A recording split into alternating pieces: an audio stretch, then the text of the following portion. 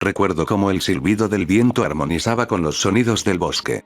La noche fría con una luna llena decorando la bóveda celeste. Una noche que había estado muy agitada. Una noche que aún no terminaba. Una noche muy larga. Surcando los cielos, con dos aves que me sujetaban una de cada brazo, exigiendo respuestas. ¿En qué estabas pensando? Me dijo la lechuza con tono enojado. ¿Para qué te llevaste la daga? Sabes que es peligrosa. Apenas acomodaba mis pensamientos para responder cuando el cuervo me interrumpió. No puedes ir por todos lados como si fueras un chingón. Pero si tan solo me permitieran explicarles. Dije yo tratando de defenderme. Sentí presencias obscuras. Tenía que llevarme algo para protegerme. Cuando llegué al puente, donde sentí las presencias, el señor Ramírez estaba rodeado de chaneques y le daba un infarto. Al escuchar esto, las dos aves empezaron a descender hasta tocar el piso. Me levanté mientras esperaban más información. Bueno chico, me decía la lechuza. Tienes nuestra atención. Continúa. Me preparaba para seguir cuando el cuervo insistió. Eso no puede ser, chamaco. Cuando nosotros llegamos, el señor Ramírez estaba enterito. No tenía señales de algún infarto. Es porque hice que ingiriera polvo de arándano. Me apresuré a contestar, mostrándoles un saquito donde aún tenía más de ese preparado. Supón que te creemos esa parte. Decía la lechuza con un tono de intriga. Pero la parte de los chaneques no tiene sentido. Así es, morro. Interrumpía el cuervo. Los chaneques no atacan a los adultos, sus presas principales son los niños. Ya deberías saber eso para ahora. Sabiendo que cualquier intento verbal de convencerlos no serviría. Busqué entre mi túnica, el único objeto que sacaría la verdad a la luz. Desamarré el saco que había guardado y lo puse con la abertura hacia el piso. La fuerza de gravedad hizo su impecable trabajo, haciendo caer y rodar la cabeza de mi desafortunada víctima. Las dos aves la contemplaron, viendo con asombro la prueba de lo que decía. La lechuza nos dijo, si eso es verdad, tenemos que checar que el carpintero esté bien. El cuervo voló hasta la cabeza decapitada de Chaneque. Se le quedó viendo por un segundo. Y con una sonrisa traviesa dijo a la lechuza, mira esto, Stroop. La lechuza lo miró sin saber lo que tramaba. El cuervo comenzó a picotear el ojo de aquella cabeza decapitada. A mí me dieron náuseas causadas por el asco que sentí al ver semejante escena. La lechuza se llevó la ala a sus ojos y le contestó, ¿es en serio, Ridley? Tenemos una situación importante con que lidiar, y tú te pones a hacer porquerías. ¿Qué tiene de malo? Preguntaba el cuervo mientras sorbía aquel ojo como si comiese un ostión en su concha. Además, escuche que los ojos de Chaneque son nutritivos y con poderes curativos. Mejor nos vamos. Dijo la lechuza mientras me tomaba de los dos brazos y emprendía el vuelo. Adelántense, nos gritaba el cuervo mientras nos alejábamos. Nada más termino con el otro ojito y los alcanzo. Por más que quise no haber escuchado semejante oración. No pude evitarlo. Las anteriores náuseas, el asco. La visión de verlo devorar ese ojo como si fuera un manjar, la idea que se comería el otro. Y el viaje aéreo en el que estaba. Hicieron su trabajo muy bien, y desde las alturas, comencé a vomitar. A vaciar la cena de hace unas horas. Creo que la lechuza intentaba regañarme. Pero honestamente era lo menos que me importaba en ese momento. Después de unos minutos de vuelo, y yo sintiéndome un poco débil. Llegamos hasta donde aún seguía recostado, inconsciente, el señor Ramírez. La lechuza descendía lentamente. Y estando como a 3 metros del suelo. Me soltó. Yo caí de pie, volteando hacia el cielo, buscando ver a la lechuza. Yo sabía que venía la transformación. Y a pesar de que ya la he visto demasiadas veces. Nunca deja de impresionarme. Y ahí está. En pleno aire.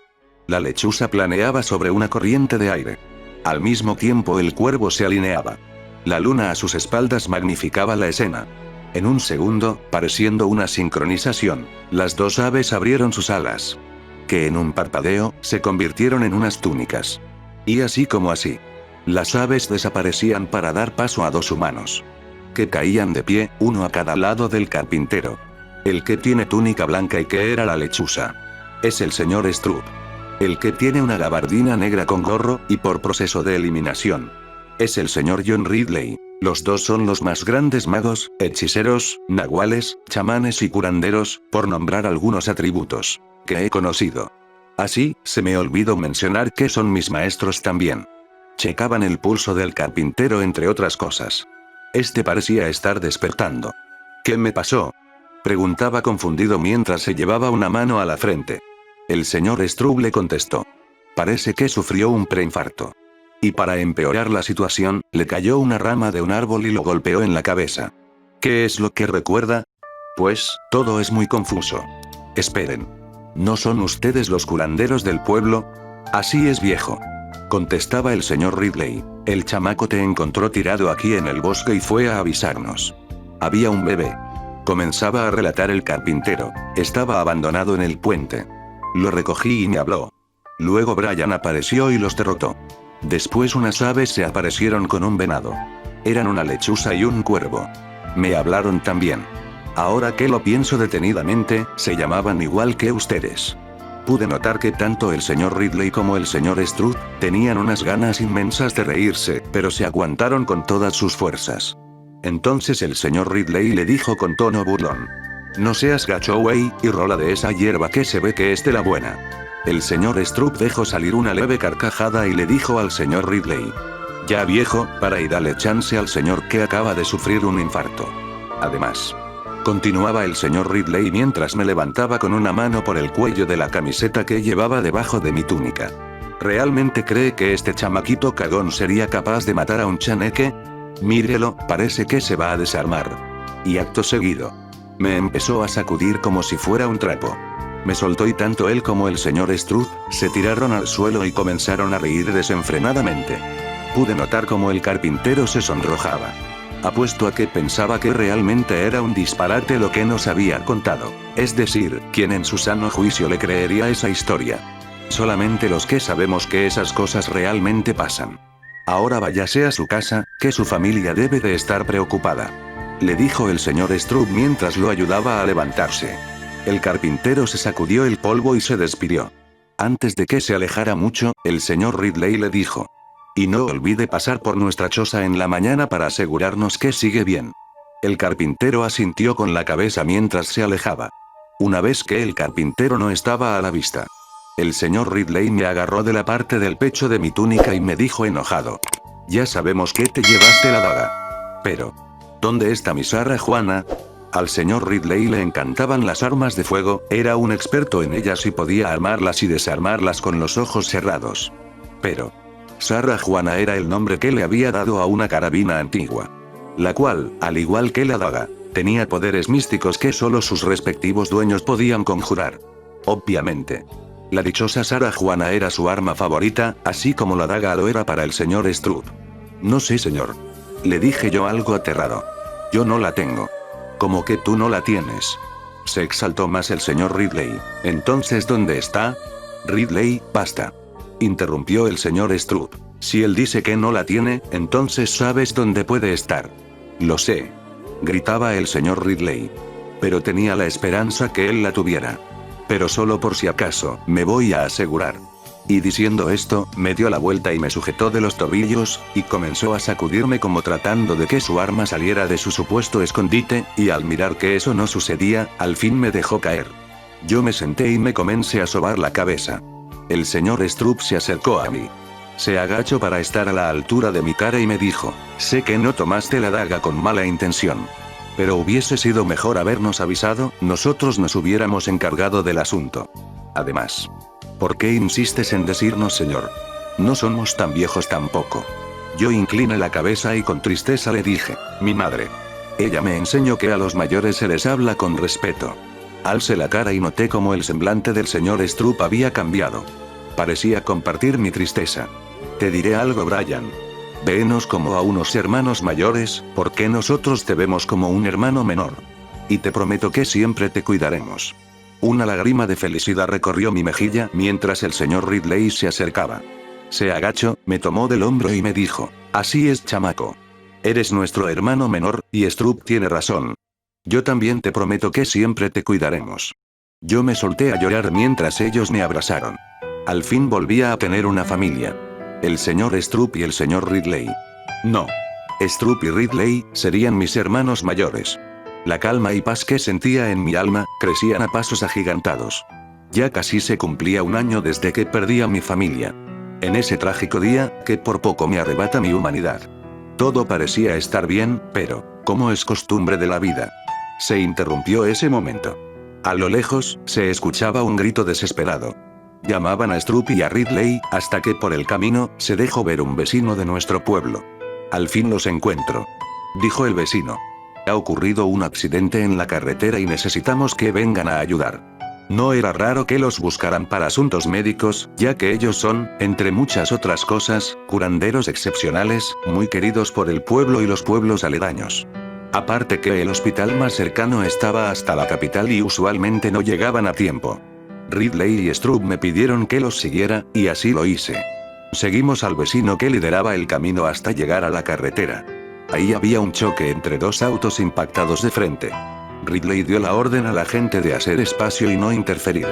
Desde luego y ante mi asombro, todos le hacían caso. Stroop se acercó a los carros colisionados y comenzó a revisar los cuerpos involucrados. Desgraciadamente, todos estaban muertos. Ridley, por otro lado, analizaba la escena. Observó que había unas botellas de alcohol y un hoyo en el parabrisas de uno de los carros. Usando su deducción, hizo una trayectoria mental, empezando desde el asiento del copiloto, pasando por el hoyo en el parabrisas, y dirigiéndose hasta el otro carro. Notó que este tenía el techo abollado. Siguiendo aquella trayectoria, llegó hasta un árbol que se encontraba a varios metros del accidente. En él, había una mancha de sangre esparcida por el tronco. Y parecía llegar hasta el suelo como si se hubiese deslizado. ¿Cuál fue mi asombro? Que sentada y recargada en el árbol, estaba una muchacha en muy mal estado. Ridley me miró y me dijo, parece ser que ella era la única que no llevaba el cinturón puesto a la hora del accidente. A pesar de que he conocido cosas aterradoras y tenebrosas durante mi entrenamiento y estudio con Stroop y Ridley, este momento me dejaba paralizado, con un sentimiento de impotencia e incertidumbre. A veces las cosas cotidianas pueden llegar a ser más espantosas que pelear con monstruos y demás. Ridley llamó a Stroop para que entre los dos pudieran hacer algo por ella. Ya que a pesar del accidente, aún estaba con vida. Con discreción y precisión, usaban hechizos para restaurar partes de su cuerpo y sanarla. Pero el daño que había recibido era catastrófico y fatal.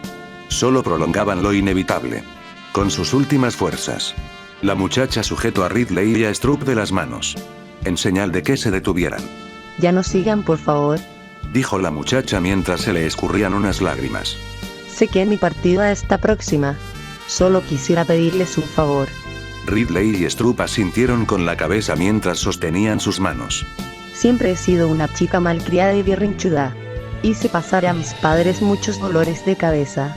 Por favor, díganle a mis padres que no es su culpa y que siempre los amaré. Díganles que lo siento. Dicho esto, su mirada se desvaneció. Su cabeza cayó de lado como si ya no la pudiera sostener, había fallecido. Stroop recostó el cuerpo de la chica sobre una manta que le facilitaron los vecinos. Ridley estiró su mano hasta la cara de la joven y le cerró los párpados. Minutos después llegó la ambulancia. Aunque ya tarde. Era un procedimiento rutinario. Después de sacar los cuerpos de los carros, los paramédicos se dirigieron hacia el cuerpo de la muchacha. Antes de ponerla en una camilla, una joven que estaba en la multitud se acercó a los muchachos y les dijo: Ella se llamaba Sandra. Era mi amiga. A lo lejos dice que les decía algo antes de fallecer. ¿Podrían decirme qué les dijo? Stroop y Ridley se miraron a los ojos. Asintieron con la cabeza como estando de acuerdo con algo. Entonces Ridley contestó: estaba muy lastimada. En verdad trató de decirnos algo, pero, debido a su condición, no se le podía entender lo que intentaba decir. Lo siento, lamento tu pérdida. Yo me quedé confundido mientras la chica se retiraba y los paramédicos se llevaban el cuerpo de su amiga fallecida. Después de que se disipara la gente, y justo cuando nos disponíamos a irnos a casa, jalé a Ridley de la gabardina y le pregunté: ¿por qué le mentiste a la amiga de la muchacha? Yo estuve ahí con ustedes y escuché todo. ¿Por qué no le diste el mensaje que dejó para sus padres? Ridley se puso de rodillas para estar a la altura de mi cara y mirarme directamente a los ojos. puso sus manos, una en cada hombro y me dijo, ¿por qué en el carro con el que se impactaron? Venían sus padres. Una marejada de sentimientos y emociones se apoderaban de mí. Ahora entiendo por qué se miraron y asintieron con la cabeza. Estaban de acuerdo en no empeorar la situación. Desde que vieron a la chica en el árbol, sabían lo de sus padres. Mas sin embargo, dejaron que se fuera en paz. No puedo creer todo lo que ha pasado en tan poco tiempo. Ha sido una noche larga.